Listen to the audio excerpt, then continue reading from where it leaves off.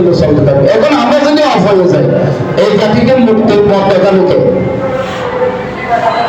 এই জাতির ঐতিহ্যটা ও সুন্দর কুৎসিত কদাকার এগুলো থেকে এই জাতিকে বাঁচাবে কে? আপনি যদি অফ হয়ে যান, এজ এ টিচার, আপনি যদি সত্যি শিক্ষক হন, তাহলে চিন্তা করছেন শিক্ষক মানে কে?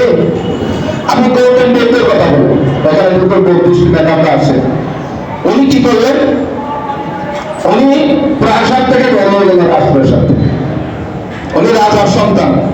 ওনার জন্য ওনার পরিবারে শীতকালীন প্রাসাদ তৈরি করেছেন যেখানে গরম না লাগে, গরম পড়ে।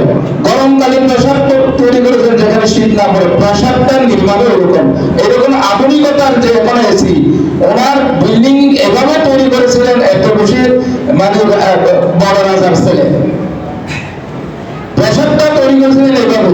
এক এক মৌসুমে এক এক প্রাসাদে থাকবে, সন্তানের গায়ে যেন কোন রকমের শীতের ঠান্ডা এবং গরমের গরমতা নিয়ে তার শরীরের ক্ষতি হবে। এইরকম প্রাসাদ ছোট চলে গেলেন একটা দুইটা ঘটনা কারণে, যেহেতু সময় সংখ্যায়। উনি করলেন কি, চলে গেলেন পাহাড়ে দিয়ে বন্যা হলেন, লাশ দেখে চিন্তা করলেন মানুষ যদি এরকম মরে যায় তাহলে এই জীবনের অর্থ কি? আমার এই প্রাসাদ, এই খাবার, এই জীবন, এটার অর্থ কি? না না না না না, আমি মানুষের জন্য হয়ে যাব, আমার সুখ শান্তি আমি ত্যাগ করবো। এবং একটা আশ্রম গড়ে তুললেন, সেখানে হাজার হাজার শিক্ষার্থীদেরকে বিনা বেতনে নিজের পাশে রেখে পড়ালেন। উনি হয়ে গেলেন গৌতম বুদ্ধ। ওনার ছাত্র হলেন হাজার হাজার লক্ষ লক্ষ পর্যন্ত চলে আসলেন। এবার আমি চিন্তা করি, আমি সক্রেটিসের কথা চিন্তা করি। আমরা একটা থিসিস পড়েছিলাম না, রিঅ্যারেঞ্জ, মনে আছে তো স্যার? সক্রেটিস তখন তো আপনাদের আমাদের মধ্যে প্রাতিষ্ঠানিক শিক্ষা ছিল না। খাজুর গাছের নিচে খাজুর পাতা দুটা উপরে সামনে দিয়ে পড়ানো শুরু করেছেন। খুব মনোযোগ দেবেন স্যার। শিক্ষক আপনি কে? আপনার জন্য আমরা যে উদাহরণগুলো দিচ্ছি, আপনি তাদের অনুসারী না, আপনি এখন শ্রেষ্ঠ মানুষ না। এই শ্রেষ্ঠ মানুষরা কি করেছেন, আর আমি শিক্ষক হয়ে তাদের পরিচয় বহন করে আমি কি করছি, ইটস ভেরি ইম্পর্টেন্ট আমাদের জন্য, খুবই গুরুত্বপূর্ণ।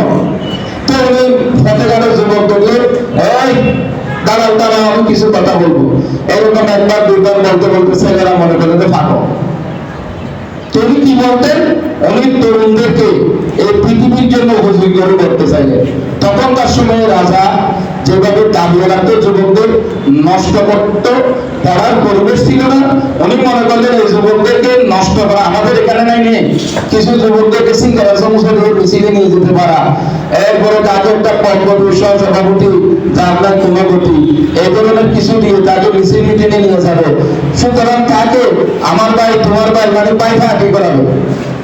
এই তো মেধাবী হলে তো ওর পিছনে যাবে না ভাই, এই যদি লেখাপড়া করে আপনি যাবেন, এরকম কোনো ভাইয়ের সঙ্গে লেখাপড়ার জন্য আমি যাবো। কিন্তু এই ছেলেটা যদি লেখাপড়া না করে নষ্ট করে ফেলতে পারে, তাহলে তার দলবাই হবে, মিছিলে নিতে পারবে। তো তাকে লোক দেখাইছে কি, এই আমি যে ভাইয়ের রাজনীতি করি না, সে তো আগামী দিনে এমপি হওয়ার সম্ভাবনা আছে, মন্ত্রী হওয়ার, বিশেষ করে তোমার জন্য অনেক সুযোগ সুবিধা করবে, সব একটু অফিসে যায়, তোমার সাথে একটু পরিচয় করিয়ে দেবো।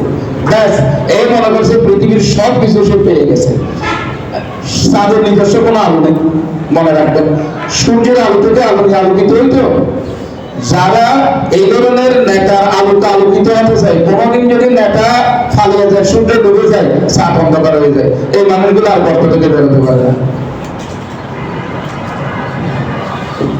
এই পায়খাটি করাবে, তারপরে নেতা পার্টি করাবে, এইভাবে তরুণদেরকে আমাদের বাসায় হাসি করিয়ে দেয় আর কি, হাবাগুবা বানিয়ে দেয় আর কি।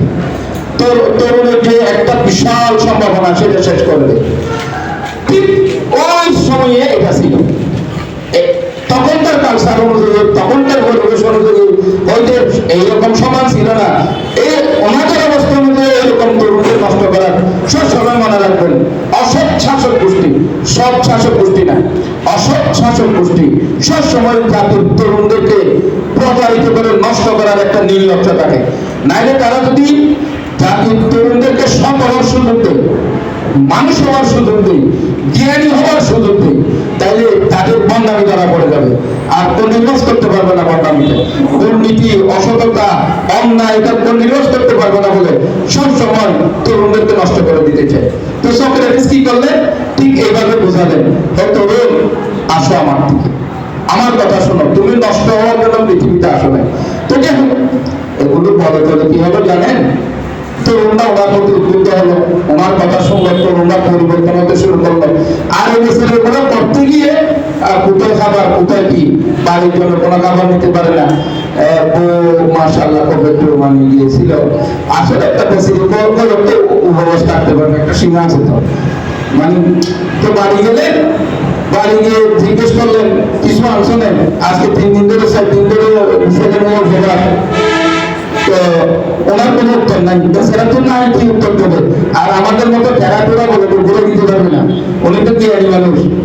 তো উনি আস্তে করে খাটের উপর বসে আছেন, ওখান থেকে শিক্ষার আসছেন। ওনার বাড়ি ছিল পথের একেবারে তারে, দরজাটা ছিল একেবারে মানে একটা ছোট গলি এখানে, যেখানে মানুষ যাতায়াত করতো। তো এক কলসি এক জগ পানি ছিল, জগস পানি সহ মাশাআল্লাহ সব দিয়ে। তো সবের একটি জগ আবার পানি খেয়ে আস্তে করে ওই দরজা খোলা ছিল, বাইরে মানুষ হেঁটে গেছে, তারা দেখে হাসাহাসি করলো। উনিও সুন্দর করে চৌকাট করে তাদের সাথে হাসা শুরু করলেন। তিনি মনে করলেন এটাই যায় শিক্ষক মানে শেখা। সেই যুগের তিনি সবচেয়ে অ্যাটেনশন মানুষ ছিলেন। তিনি পৃথিবীর ইতিহাসে নাই, যিনি বাদ করতে পারেন না, বইয়ের নাইটাইছে, তিনি এখনো সক্রেটিস বেঁচে আছেন, তারাই শিক্ষক। শেখ সাদী রহমতুল্লাহ পড়াচ্ছেন আর পড়াচ্ছেন, একই আর কি। ছাত্রীকে বলতেন মূলত মানে আমি শিক্ষক বলতে কে এটা বোঝাচ্ছি, আমি শিক্ষক মানে আমি অভাবে থাকতেন বলতেছি না, এটার উত্তর আমার আসতেছে। অতীতের শিক্ষকতার উদাহরণ দিচ্ছিলেন। শিক্ষক মানে আপনি বার্তান না খাইয়া ছেলে মেয়ের দিকে নজর না দিয়া এগুলো করতে থাকবেন। আমি এখন এগুলোকে বিশ্বাসী না, এগুলো সকলে বিশেষ জমানায় ছিল, এই জমানায় এগুলো লাগবে, আমি আসতেছি। শুনেন, তবে তারা যে শিক্ষকতা করেছে মূল স্প্রিটটা বলতেছি আপনাদের, স্প্রিট কি? তো শেখ সাদী রহমতুল্লাহ একটা মাদ্রাসায় পড়াতেন, পড়াতে গেলেন। এখন তো বাড়িতে নাই কিছু, উনিও তো গন্ধব করে চাকরি তৈরির জন্য পাগল হয়ে গেছেন, কোথায় বাপ, কোথায় কি, কোথায় বউ, কোথায় ছেলে মেয়ে, লাভ আত্মা। তো গেলেন জোরের ছুটির সময় বাড়ি গেলেন, বাড়ি কিছু খাইতে যাবে নাকি, ওনারও মনেই নাই যে উনি বাড়িতে কিছু আনেন। তো বউ বললেন যে বাড়িতে তো কিছু নাই। ও কিছু নাই নাকি, যেটা আমরা বাজার করি বাস্কেট, যেটা জুড়ি, আমাদের গ্রামের বাজারে গোলা বলি, এই গোলাটাও তালাকানা ছিল, ভাঙ্গা ছিল। তো এখন এক পর্যায়ে যে এই বেচারা কিছু বলতেছে না, খাবার নাই, বলতে 2 দিন ধরে উপবাস, হ্যান ত্যান, ওই জুড়ি এটা নিয়ে দিছে মেলা কাকে? শেখ সাদী রহমতুল্লাহ আলাইহি। শেখ সাদী রহমতুল্লাহ আলাইহির গলায় ওই ভাঙ্গা জুড়িতে গলায় ঢুকে গেল। এখন এই ভাঙ্গা ঝুড়ি নিয়ে উনি চলে গেলেন কোথায়? একটু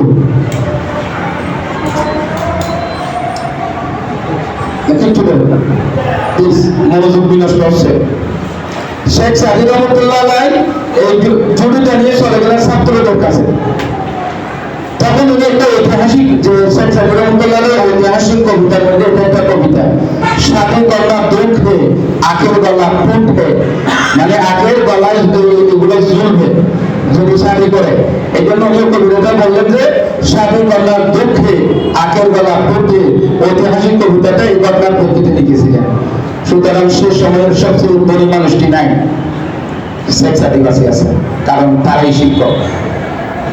আমরা যদি আমি বলবো রাসূলের উদাহরণ থেকে, গৌতম বুদ্ধ থেকে, সক্রেটিস থেকে শেখ সাদী রহমতুল্লাহ আলাইহি পর্যন্ত যে শিক্ষকের স্পিরিটের কথা বলেছি, আমরা যদি এই স্পিরিট ধারণ করতে না পারি, আমরা কিসের শিক্ষক স্যার?